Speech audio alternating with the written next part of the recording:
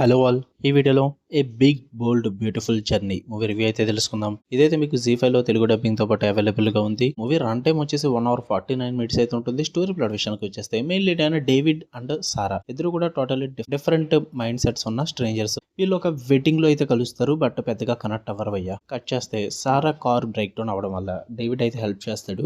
అక్కడి నుంచి స్టార్ట్ అయిన వాళ్ళ జర్నీ ఒక మిస్టీరియస్ జీపీఎస్ డివైస్ వల్ల అన్ఎక్స్పెక్టెడ్ టర్న్ అయితే తీసుకుంటుంది. దాని తర్వాత ఏం జరిగింది అన్నదే మీరు ఈ మూవీలో చూస్తారు. ఇక ఫుల్ వీడియోలోకి వెళ్ళిపోయే ముందు వీడియో లైక్ చేయండి, రివ్యూని కూడా చివరి వరకు చూడండి. అండ్ మీరు కనుక ఛానల్కి కొత్త కూర్చుంటే ఛానల్లో ఉన్న కాంటెంట్ ఒకసారి చెక్ చేయండి, నచ్చితే సబ్స్క్రైబ్ చేసుకోండి. ఈ మూవీ విషయానికి వచ్చేస్తే ఫస్ట్ ఆఫ్ ఆల్ నాకైతే సింపుల్ లవ్ స్టోరీస్ చూసి ఇంట్రెస్ట్ ఎవరన్నా ఉంటే కనుక ట్రై చేయండి భయ్యా. నాకైతే నిద్ర వచ్చింది మూవీ, బట్ కాన్సెప్ట్ వైజ్ అయితే బాగానే ఉంటుంది. పాజిటివ్స్ విషయానికి వచ్చేస్తే ఫస్ట్ ఆఫ్ ఆల్ పర్ఫార్మెన్సెస్ అయితే బాగుంటవి. మెయిన్ లీడ్ ఇద్దరువి కూడా. కొలిన్ ఫేరల్ చాలా గ్రౌండెడ్ పర్ఫార్మెన్స్ ఇచ్చాడు. ఎస్పెషల్లీ ఎమోషన్ సీన్స్ లో కొన్ని మూమెంట్స్ ఉంటాయి. యాక్టింగ్ నెక్స్ట్ లెవెల్ అనిపించింది. అండ్ మార్గెట్ రాబీ స్క్రీన్ మీద కూడా చాలా బ్యూటిఫుల్ గా కనిపించింది. తన రోల్ కొంచెం కాంప్లెక్స్ ఉన్నా పర్లేదు, బాగా అనిపించింది. ఇంకా విజువల్స్ అండ్ వైబ్ కూడా సూపర్ వర్కౌట్ అయింది. నాకైతే చాలా బాగున్నాయి.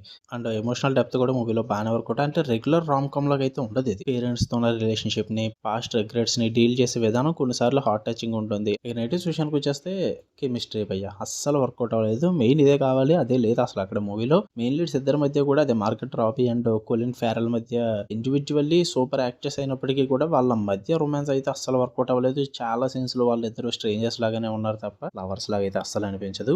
నరేషన్ కూడా చాలా అంటే చాలా స్లోగా ఉంది భయ్యా. మూవీ ఎక్కడ కూడా అంత ఎంటర్టైనింగ్ గా అంత ఇంపాక్ట్ఫుల్ గా అయితే రన్ అవ్వదు. చాలా డ్రామాటిక్ వేలో రన్ అవుతూ ఉంటుంది మొత్తం అంతా కూడా. మీరు కనుక in case fast paced entertainment కోసం చూస్తున్నట్లయితే అది అసలు వర్కౌట్ అవ్వదు. చాలా స్లో పేసింగ్ లో వెళ్తూ ఉంటుంది ఇది.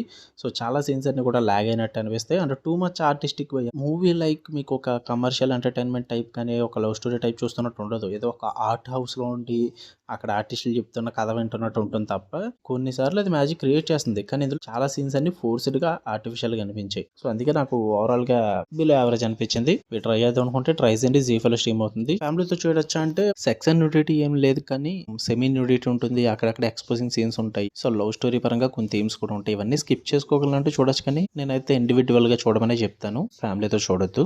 ఓకే, మీకు కన్నా వీడియో నచ్చితే లైక్ చేయండి, షేర్ చేయండి, మీ ఒపీనియన్స్ కూడా కామెంట్ చేయండి. మన నెక్స్ట్ వీడియోలో కలిద్దాం. అంటే then love you all, bye.